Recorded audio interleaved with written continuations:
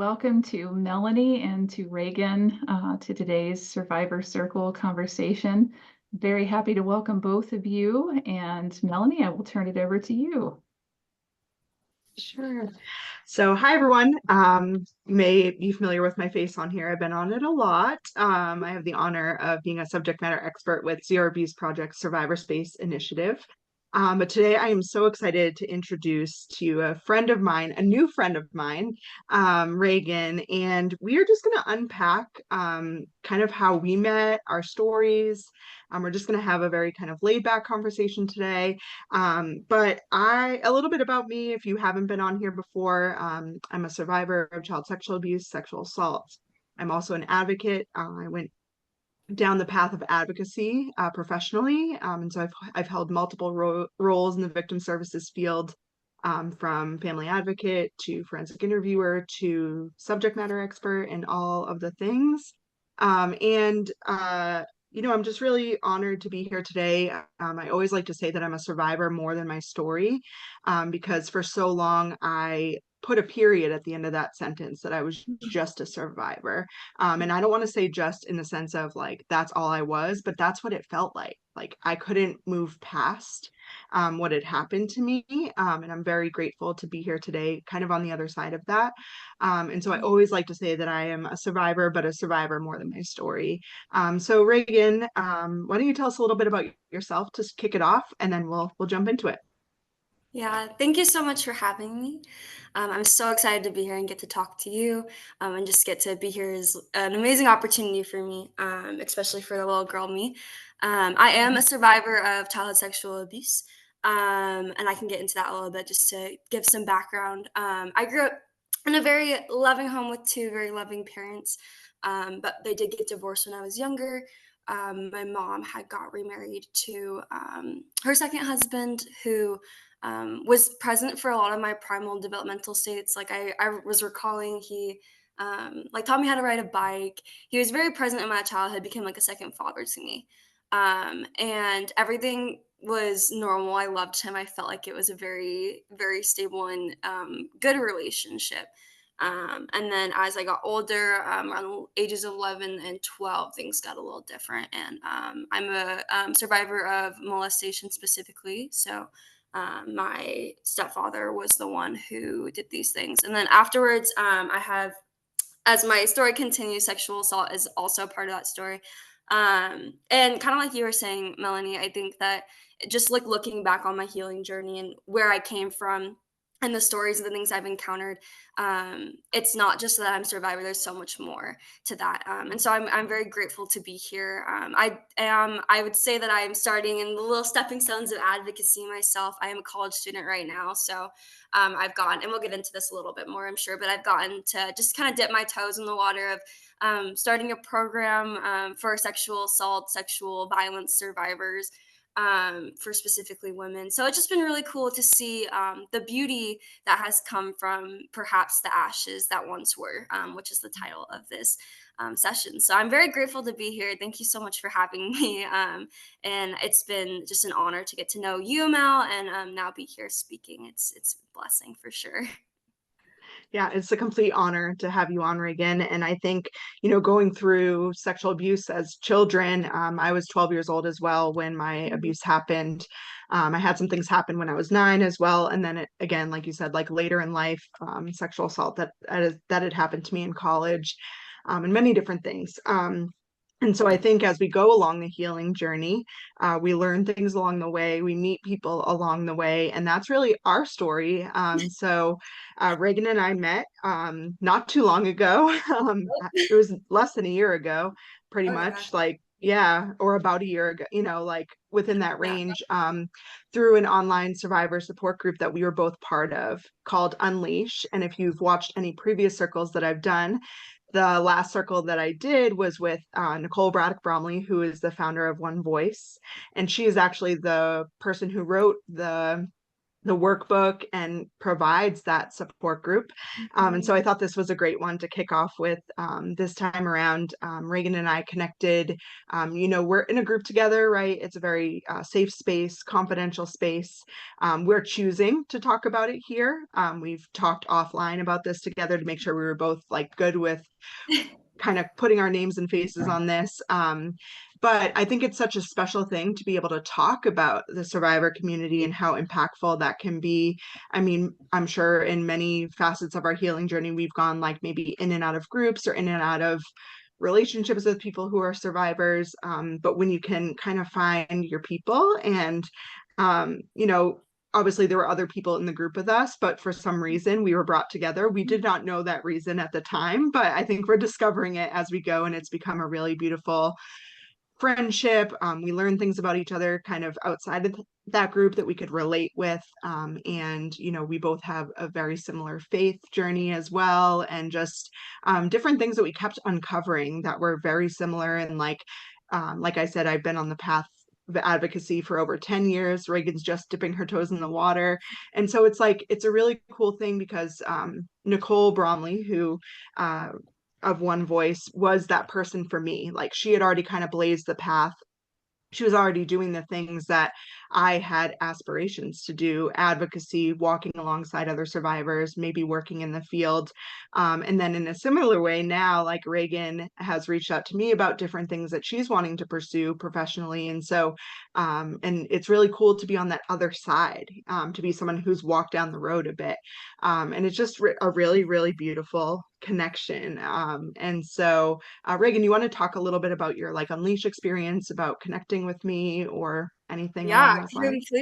completely. It's been such a blessing. As Mel said, um, I think that there's just things that happen that are not coincidences and that are meant to be. And so that was 100% something that was meant to be. A little backstory with Unleash for you guys, just so you can know a little bit more about it. I am a college student, so I was in a family crisis class, and my professor at the time, we had to pick like a trauma and kind of present on it, like statistics and like how you might minister specifically to people who have gone through these traumas. And I picked substance abuse, just to learn more about it, substance abuse in the home. And I remember my professor came over and handed me Nicole's book. It was Hush, and and she handed it to me, and she's like, "You're doing childhood sexual abuse." She knew a little bit about my story.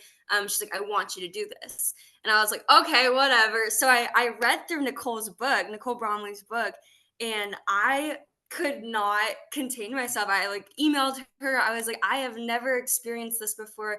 Like, you have put into words something that I've never been able to describe." So that just was such a beautiful book. So shout out Nicole for that. Thank you so much for writing that. It's something I will cherish forever.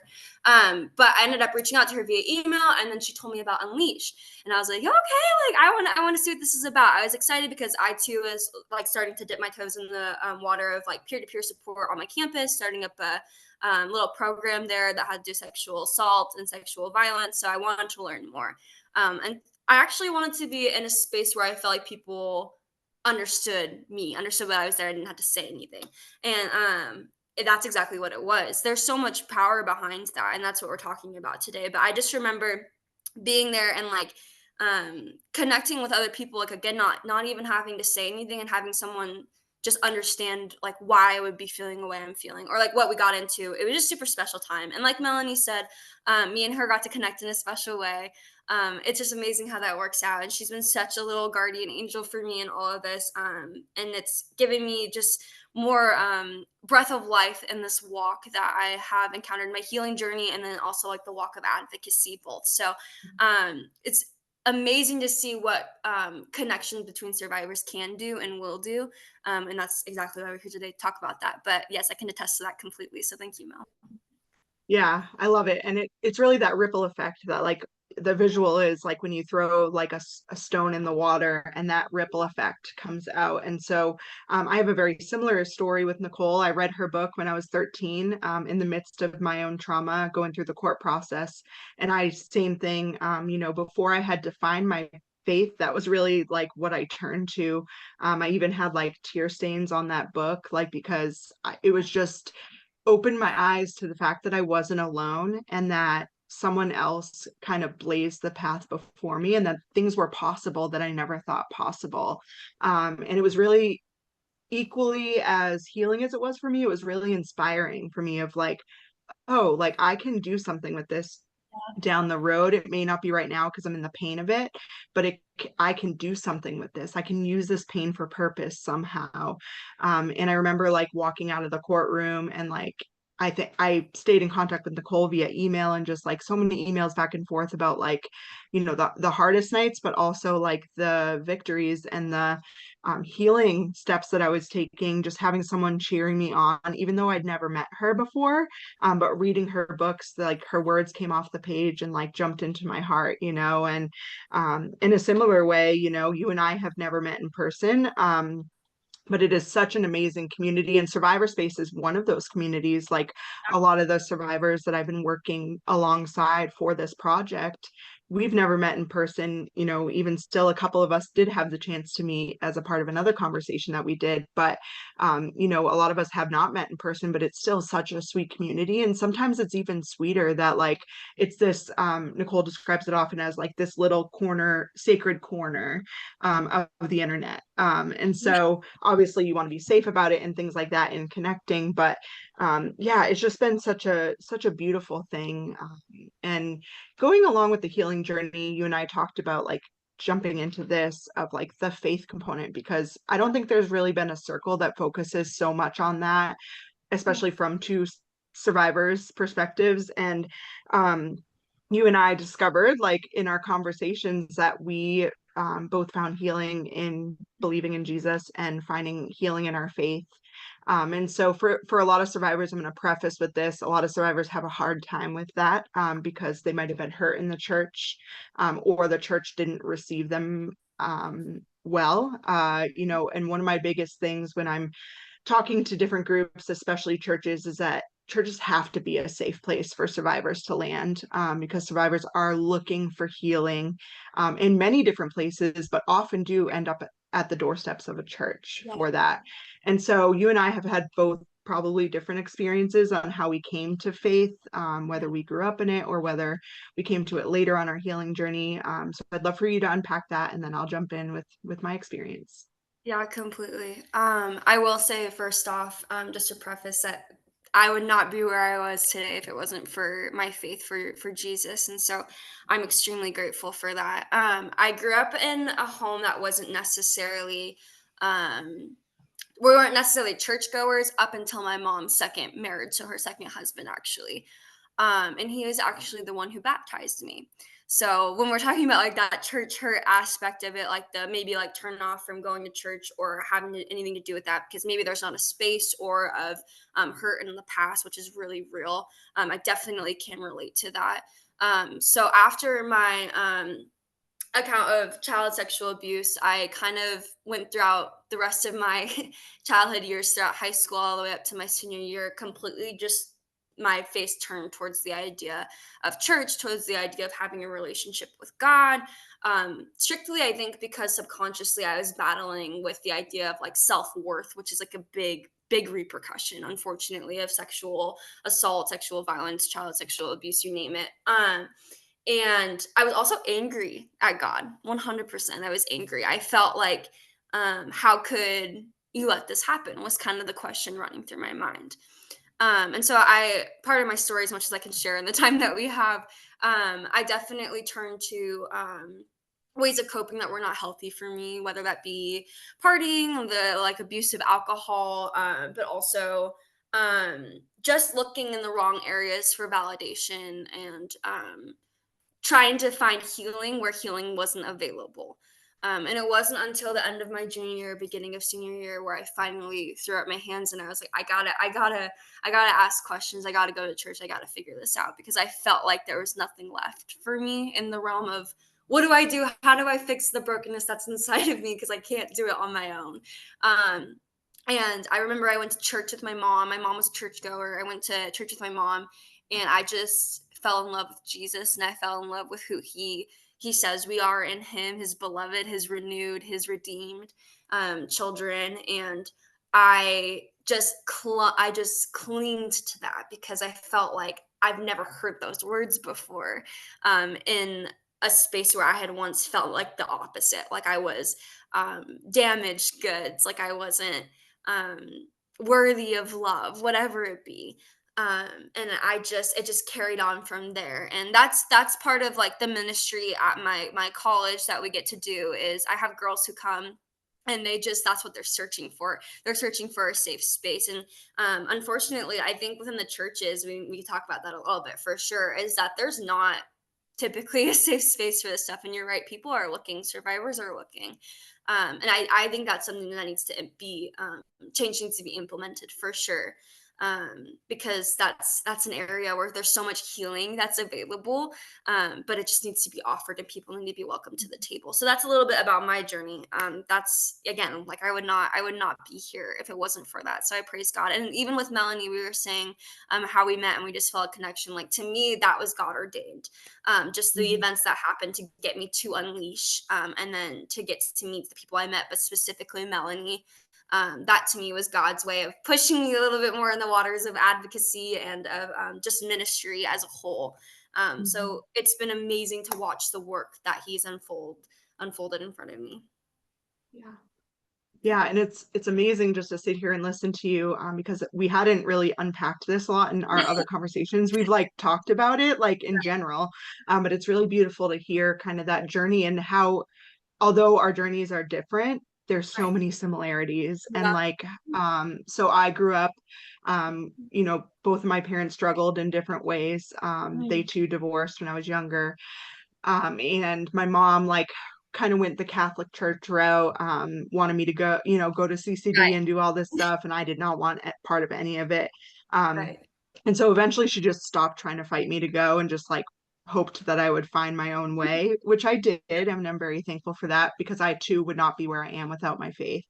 Yeah. Especially on my healing journey. There was another level of healing that I could not get from kind of what the world offers. And, I did heal to an extent, because a lot of my healing journey was I did not believe in God. And so I did not have that solid rock to stand on. And so a lot of my healing journey, and all those other things mattered too. The other things, the therapy that I went to, the Yeah. different groups that I was a part of, the advocacy, the things that I did before I defined my faith, those things mattered. And I believe that was part of my story as well.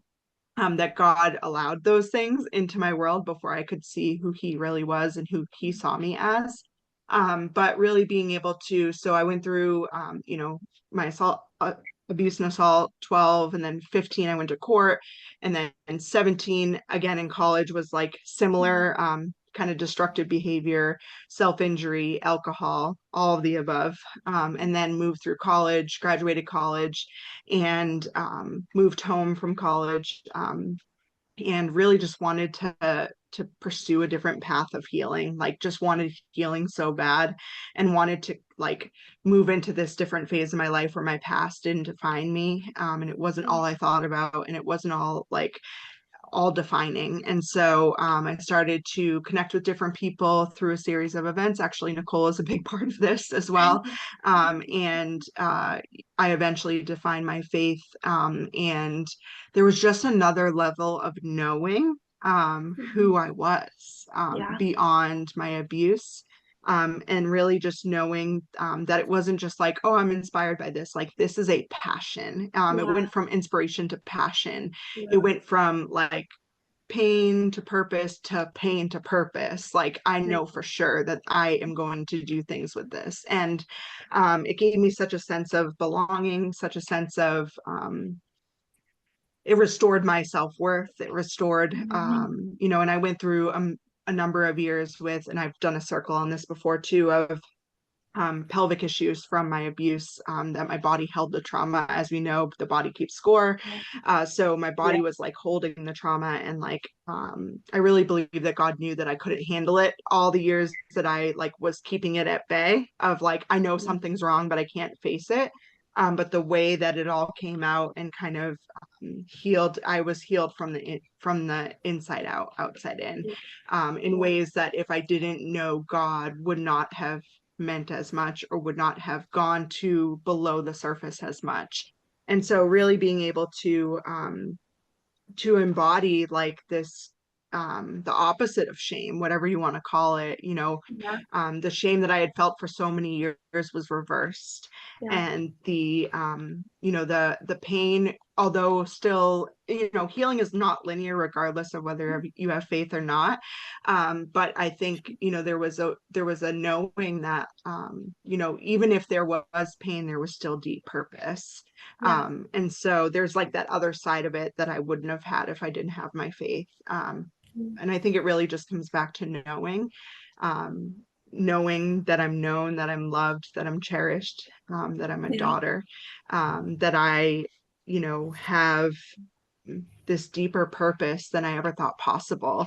And really being able to fully step into that with every bit of my being was really healing for me to walk through.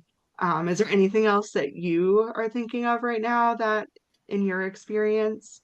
I mean, that's like very spot on with me too, and I am just so grateful. It fills me with joy to hear that. And I think you were saying that like the therapy before and all the things that you did on your healing journey before you came in on your faith was important. I think that's so essential to remember and to know that I when you said that, I was like, Psalm 23 came to my mind where it says that He walks with us through the valley of the shadow of death, and that He is our comforter, and He's there working through those things. I think that that's something so big, as I felt so abandoned at a time where I was like wrestling so much with all this hurt and this anger and this pain, and He was still there through it all. And it's so beautiful to see how our stories unfold, and it comes from like you're walking through that tunnel, right? And like that tunnel, it's again, healing's not linear, unfortunately. You go through waves, but it's what I've witnessed through my healing journey with this faith is that God is faithful through that, and He uses our stories and our brokenness to truly build up and edify each other, which is like the solidarity piece to that, right? Like the beautiful, like I call them tools in the tool belt. Like we got so many tools in our tool belt, and God works through you to use those tools to build other people up. And we have a beautiful passion. You said passion, and I love that. You're like, this is why I have breath in my lungs. Like I'm here for this because this is what has been placed on my heart, and this is what I have to offer to the world. And God has blessed you with that passion, and I think that's so beautiful because you are using those tools. And I keep saying it, I keep circling back to it, but the beauty from ashes thing is so true. And it's just beautiful to see that. So thank you for sharing. That's what came to my mind. Yeah, and it goes even things that I've done beyond, once I defined my faith and like walked on my healing journey in the context of faith, there was still things like therapy, there were still things that happened after. So it's not, and I think a lot of people think, well, if you believe in like it's forced to people, like if you believe in Jesus, you should be fine and not have to do anything else. No, And that's not true. And no. especially for survivors, like it's okay to get like help in other areas. And like You need it. God actually funnels us to those people in Mhm. those places, similar to how He Completely. funneled us to each other.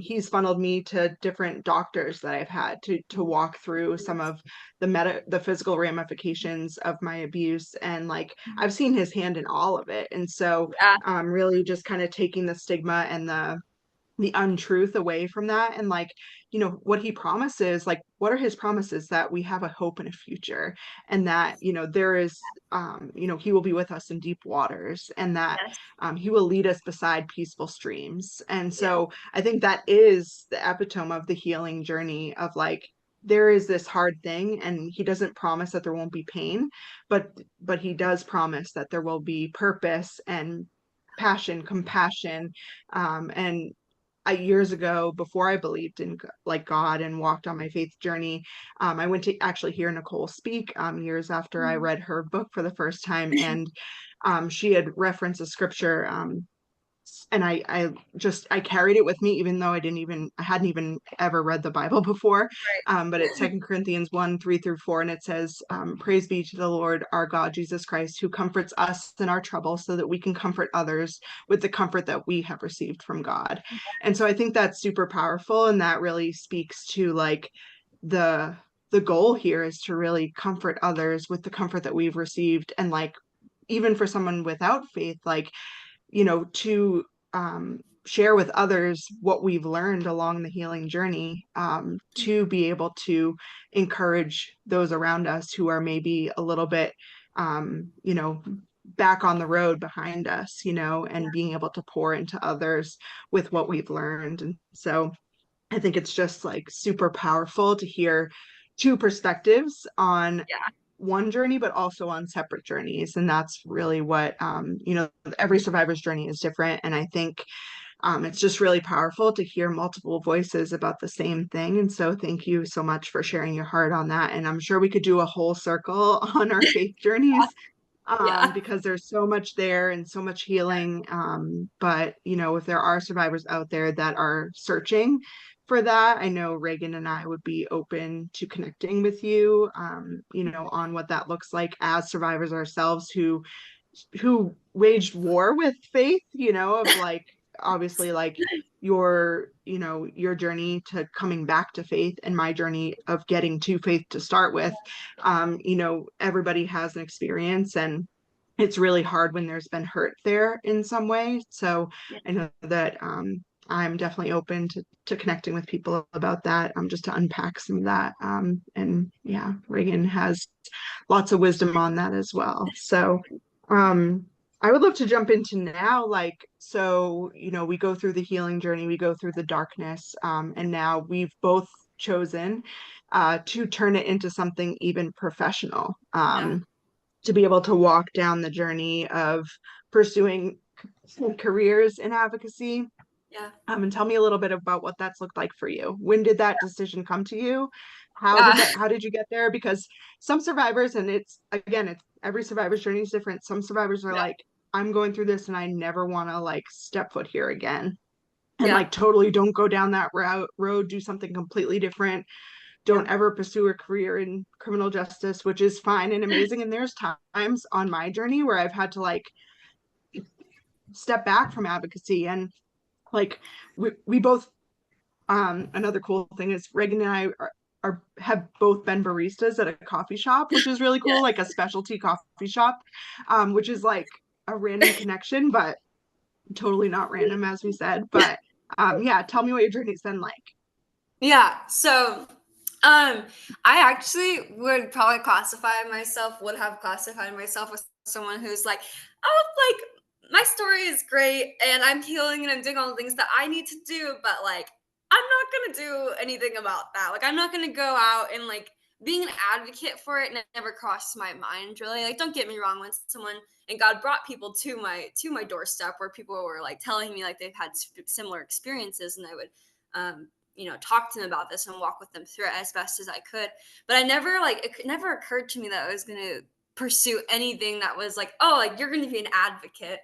And you're gonna pursue something professional regarding your story, and you're gonna use it. I think the old me, a couple years, maybe high school me, would have been very timid in that. But now I think like the word is like bold. Like that's like the transformation for me, part of that right there.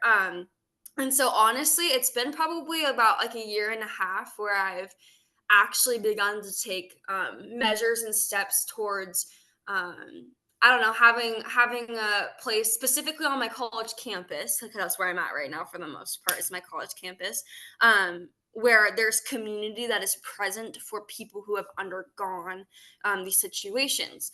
Part of the inspiration for that is I'm an RA on my campus, and I just remember I had 5 different girls 5 different times come up to me on separate occasions and tell me stories past of things that have happened to them, whether that be a case of childhood sexual abuse was present, or just sexual assault, whatever it be.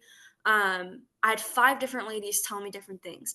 And I was sitting there and I was like, God, like, what are you trying to tell me right now? Because my heart was breaking for these women and I didn't know where to point them to other than like maybe like our Title IX director, right?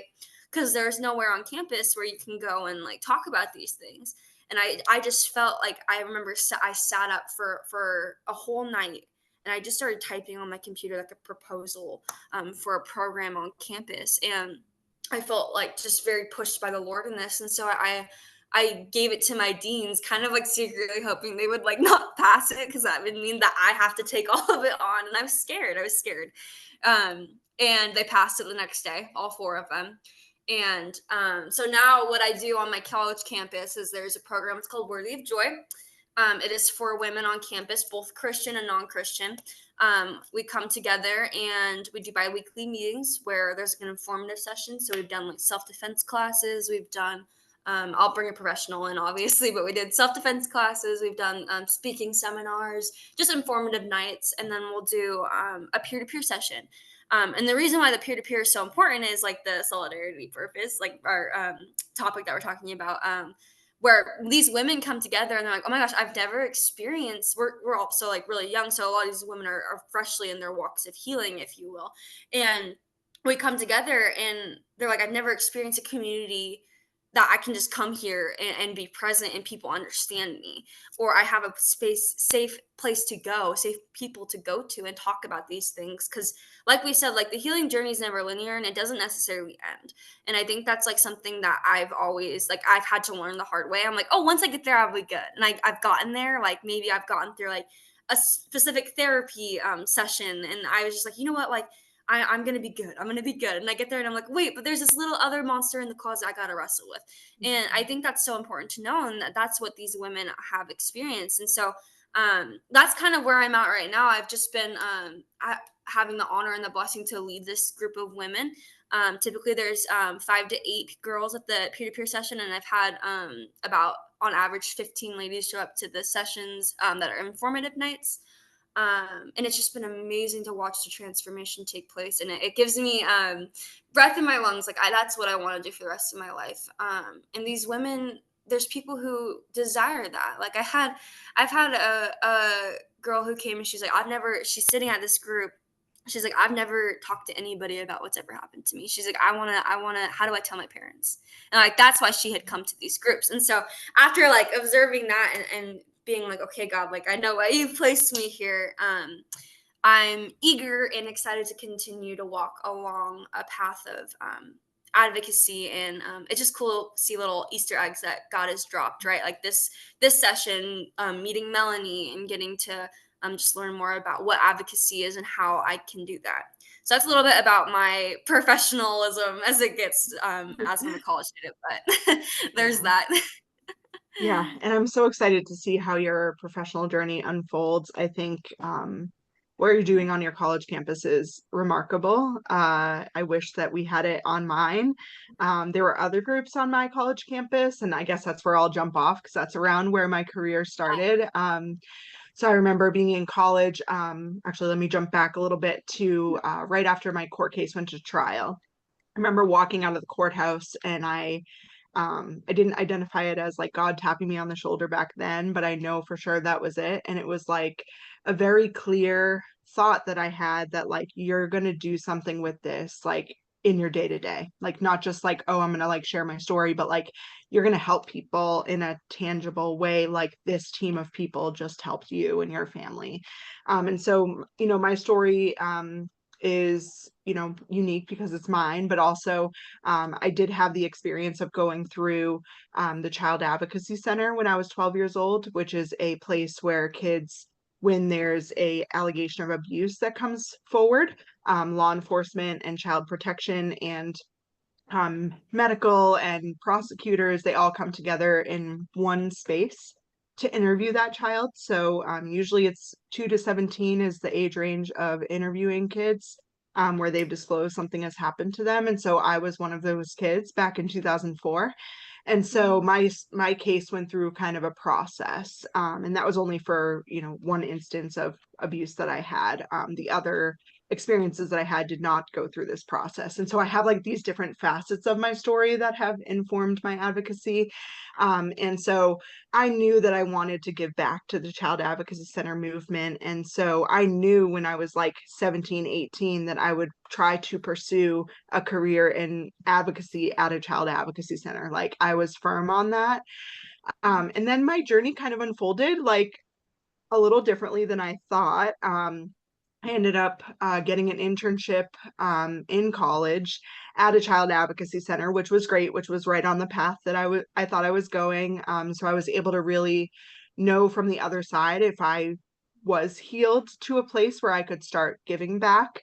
I remember the first case that I had that was very similar to my own, and just the powerful experience it was to be sitting on the other side of that wall, literally, knowing what that 12-year-old girl was about to do, courageously share her story with these professionals, and then the journey that would unfold for her. And again, like, the justice system is hard and grueling at times. And so I kind of, it's that solidarity that obviously professionally I would never tell someone that I was working with my story. But there was just this unsaid solidarity that I knew that I could have with survivors that would kind of cross my path. And so then I started to pursue that. And then I found out about a program in my home state of New Hampshire called the AmeriCorps Victim Assistance Program.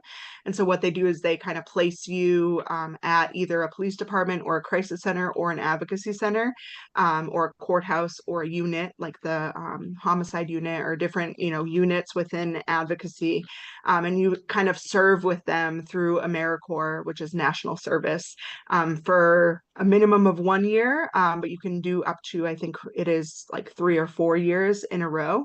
And you make like a stipend for pay, but you're advocating and you're getting the best training that there is out there. So I actually ended up doing 2 years of this program. And so I got some of the best training in the country through this program. And it was part of my program. So I just got to go to these trainings and really get those tools in my tool belt on how to advocate, because I knew it from surviving it, but I didn't know it from like the professional aspect of it. And so those two things hand in hand made it really powerful for me to really feel equipped to move forward on my professional journey.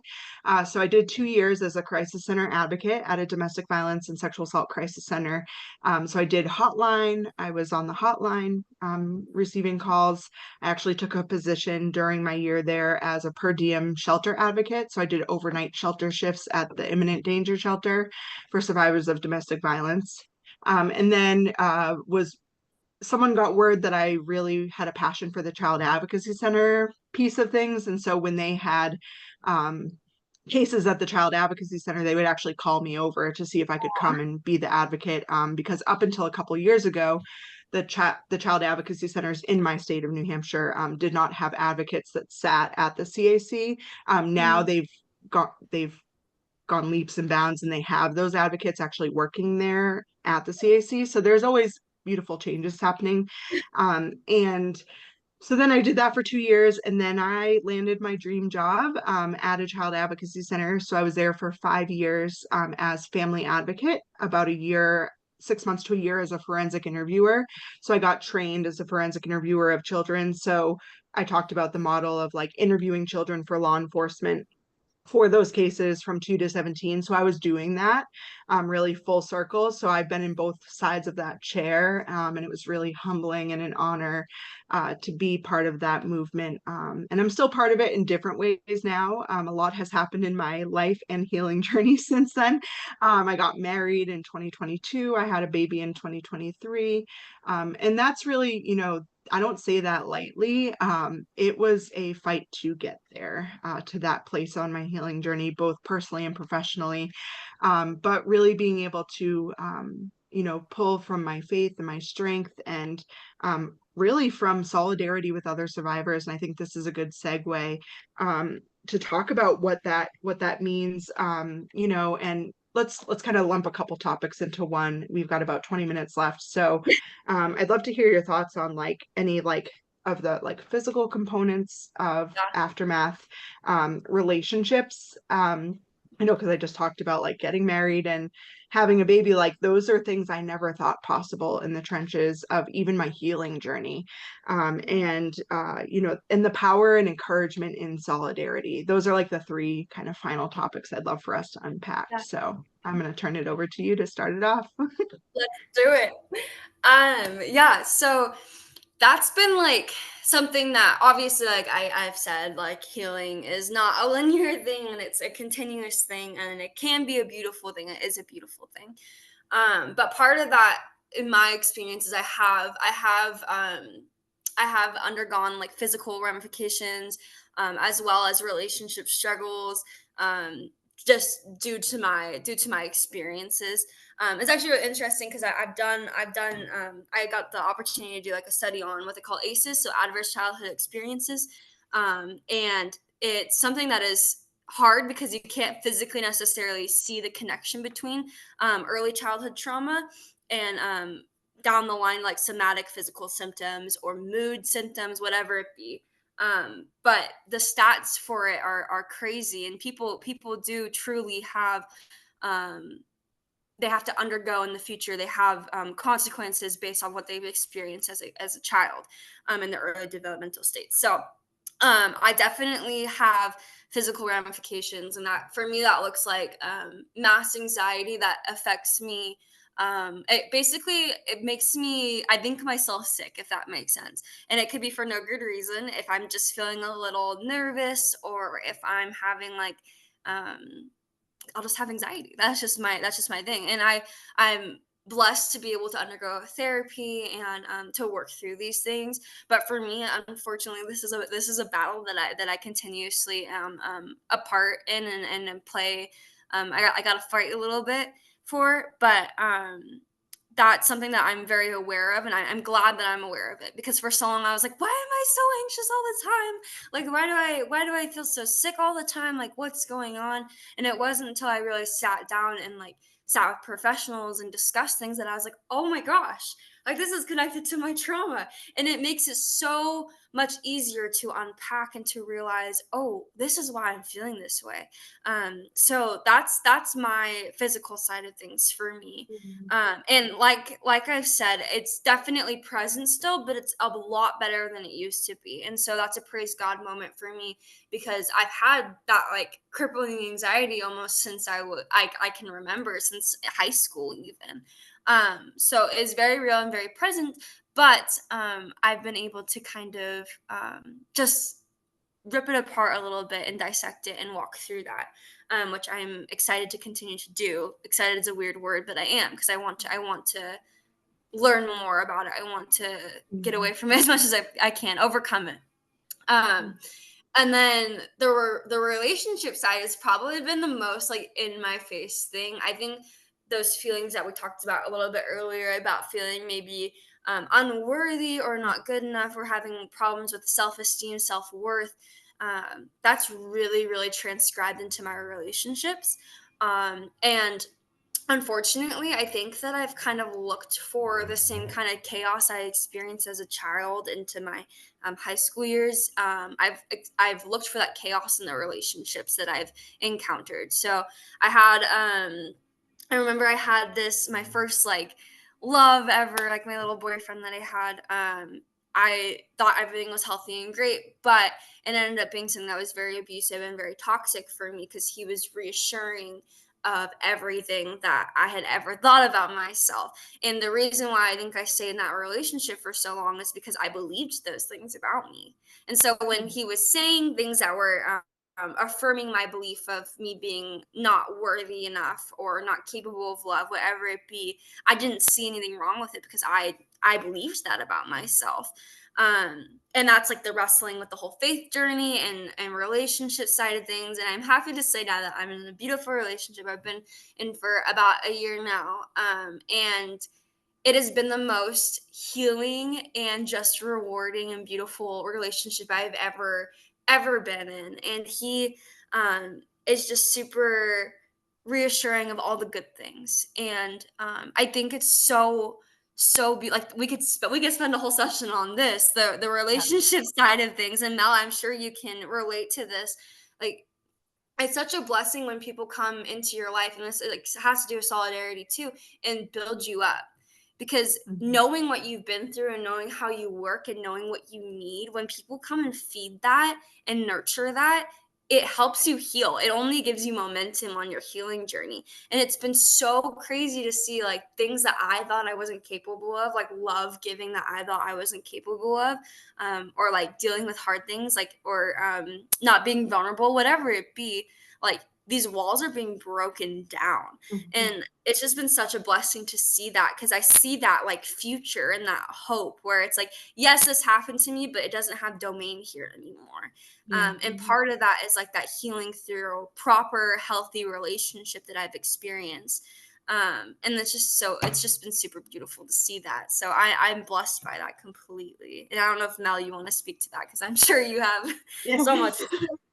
Yeah, and there's a like I could echo a lot of what you've said. Really that confidence that I gained once someone loved me and I was able to love back like fully. I didn't know that I was capable of that because of everything that had foreshadowed my life before. And really, I talked a little bit about the like physical ramifications earlier, and like that was one of the biggest things that I thought no one could possibly love me if that was what I had going on.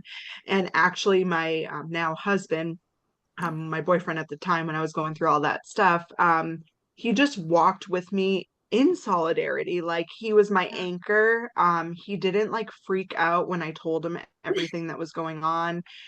He just was like, okay, we'll do what we have to do. And that was his response. And that was so healing for me. Like I'm telling him all this horrible stuff that happened to me as a child. And like I have something physically wrong because of it. And he's like, okay, we'll do what we have to do. And I was like waiting for him to say something more to be like, Right, or right. for him to like, and we have this like, funny story we laugh about now is like, so I told him like was dropping me off at home, and I told him everything because I like couldn't hold it in anymore. I was so afraid to tell him, but I was like, because I wanted to start off our relationship without him knowing a ton of things. Like, I just wanted to feel like normal and like just date someone without having this like baggage come up. And so we had like a date or two, and then eventually I just like couldn't not tell him at that point. And so because we were continuing on in our dating relationship, and I remember sitting in his truck, and like obviously he was driving, it was his truck, and I was telling him all these things, and then I was like, but like you don't have to stay.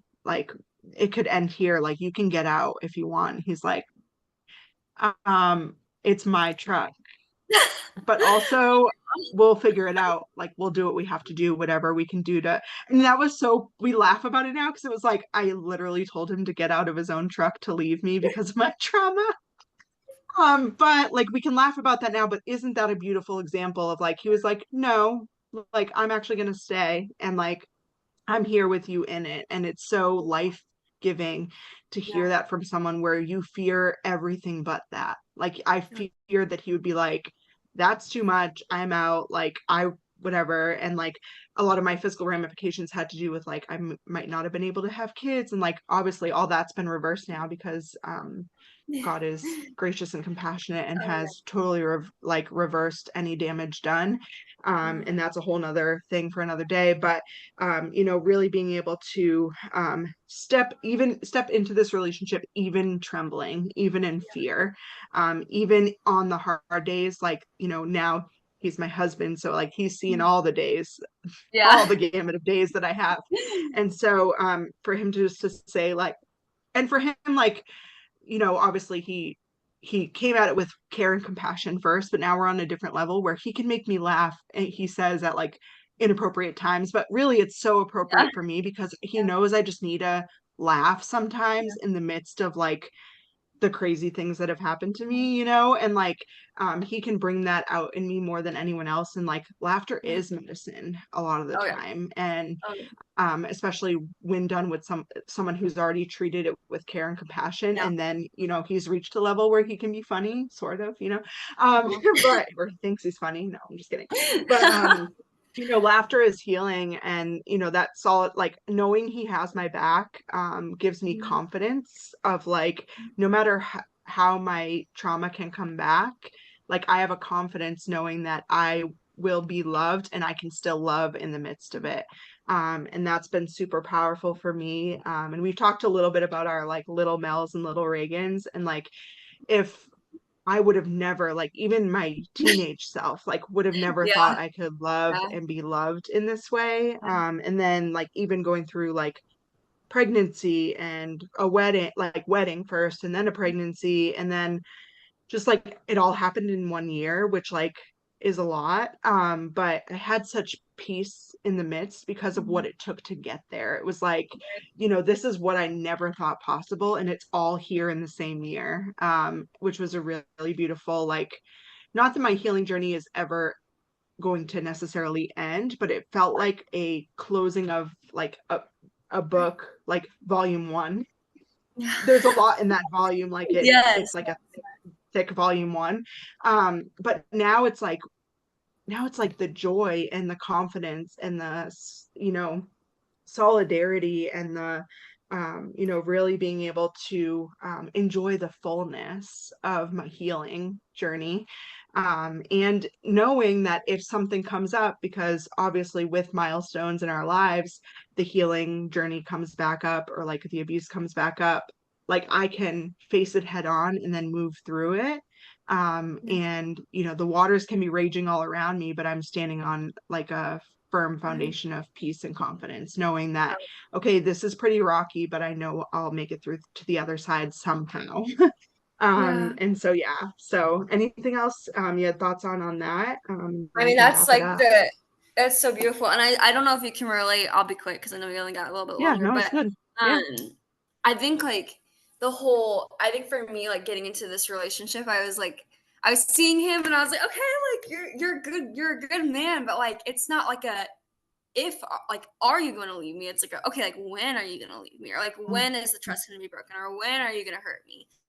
And I just remember like kind of similar to you, like telling him my story, and I waited a while. I waited a while, and I couldn't figure out why I waited a while, but I just did, and it just worked out that way, and it was great. But I just remember he like cried with me. He cried with me, and I was like, oh my gosh, like this man is like hurting with me, and I've never necessarily experienced that before. He's hurting for me, and it wasn't like his response was, I want to walk with you through this. And so I always say like he's my safe place, and I've never felt that with my relationships before. Like I can just like be with someone and it's like, oh, I can breathe again. Like I can breathe here and I can be safe here and I can honestly be like the little child in me here. And that's Mhm. been so healing for me. And I think this like bleeds into like the encouragement of solidarity. Like I think for so many survivors, and I'm speaking for myself too, is like I feel like thought I had to do this all alone. Like I thought this was like a me thing. Like I got to deal with this. Like people don't understand. They're not gonna get it. But Mhm. people actually want to walk with you through this. I was like thinking about this, and if we go to the faith thing, like Christ calls us a body, and it says like First Corinthians something 12:26 or something of that Yeah. sort. Forgive me.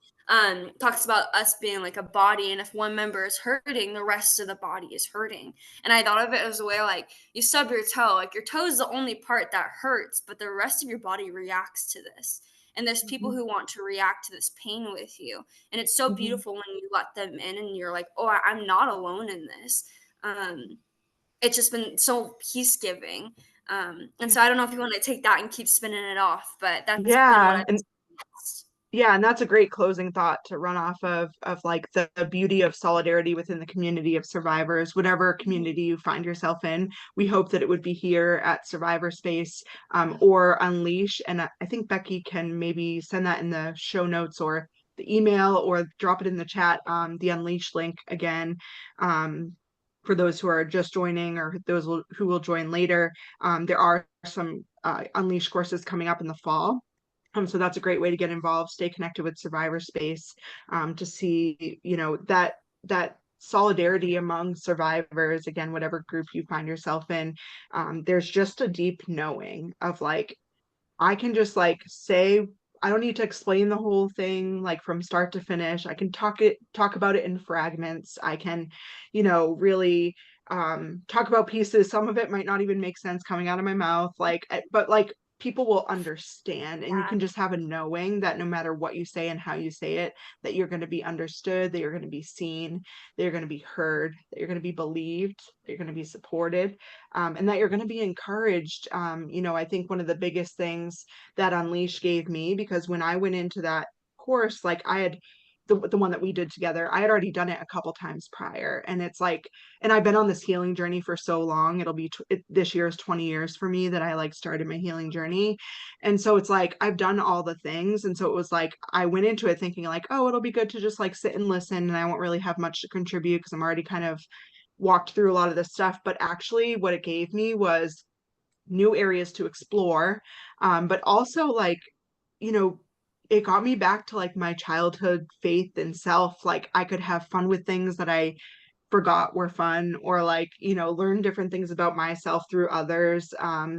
And like, you know, just I remember there was a girl in our group that like dressed really cool, and she had like 90s vibe going on, and Yeah. it like brought me joy. Like, Yes. and like if I didn't show up, like that wouldn't have happened. And so it's just like oftentimes the little things are the big things. And that's what you can get from like solidarity in groups of survivors, is like not only the solidarity within your story, but outside of your story, of like, hey, it's okay to like have fun again. It's okay to like breathe in the air of the ocean and not hold your breath anymore. It's okay to be silly and fun and weird, and find your people who go along with that. It's okay to talk about little Melanie or little Reagyn, and what your current journey has brought that, you know, and I know you've talked about that too. And so it's just really encouraging. You know, again, I'm really honored to be connected with you. And it's just like I'm still unpacking like how that all unfolded. And it's just so beautiful to me that we can, you know, because at some point you're like, all right, I'm blazing this path. Like, who is it impacting? How is it, you know, or like I took like a little break when I was pregnant with my daughter from like full throttle advocacy. And so it was like, I missed it, but I was like, now I don't feel connected. And then it was like, we're always connected. And so it's like, it's a really beautiful thing to like, and you can pick it up and lay it down as many times as you need to, you know. And there's Yes. some times where I'm going to be really out there telling my story, but there's going to be other times that I'm kind of retreating back to myself and going to the beach and playing with my daughter for the summer, and like not doing anything that has to do with this. And I think that's a beauty, that those two things can be held hand in hand. Yeah. And we can always Balance. come back to it or pick it back up when we need or want to. So Completely. any final thoughts before we wrap it up? You said that wonderfully. I think that that was beautiful. These are your people. It's just a blessing to get to be a part of that.